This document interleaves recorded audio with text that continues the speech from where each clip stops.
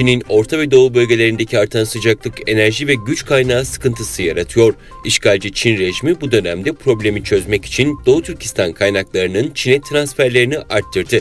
Çin Propaganda Ağı Tanrıdağ sitesinde yer alan 24 Ağustos 2022 tarihli habere göre Çin'in Xinjiang Elektrik Enerjisi Şirketi basın sözcüsü şirketin çeşitli enerji kaynakları aracılığıyla güç dağıtımını arttıracağını ve şebekeler arası güç iletimini birleştireceğini söyleyerek Doğu Türkistan'ın kömür, rüzgar ve güneş enerjisi gibi bol temiz enerjisi kaynaklarını Çin'e taşıyarak elektrik sıkıntısını çözmeyi planladığını açık etti. Bir süredir gündemde yer alan New York borsasından yaklaşık 200 Çinli firmanın çıkarılması planına karşılık ABD ve Çin'den uzlaşma hamlesi geldi. Çin, ABD'li yetkililerin Çinli işletmeleri denetlemek adına belgelerini incelemelerine izin verdi. Pekin ve Washington arasındaki görüşmeler devlete ait şirketlerin 12 Ağustos'ta ABD borsalarından çıkmayı planladıklarını açıklamasının ardından hız kazanmıştı. Çin ile Rusya arasındaki ikili ticaret hacminin bu yıl 165 milyarla 170 milyar doları aşarak rekor seviyeye yükselebileceği öngörülüyor.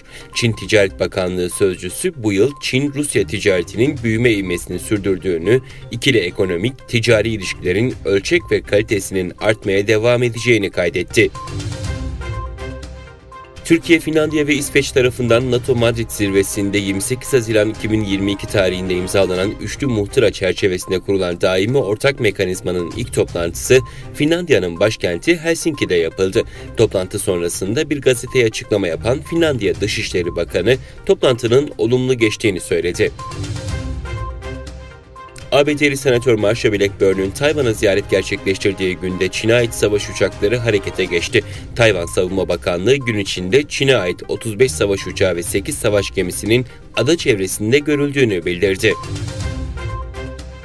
Kazakistan Başbakanı Alihan İsmailov, Rusya pazarından ayrılan ve çoğunu batılı şirketlerin oluşturduğu 250'den fazla firmanın ülkeye taşınması için çalışmalar yürüttüklerini ve şu anda 45 şirketin bu yönde olumlu karar aldığını belirtti.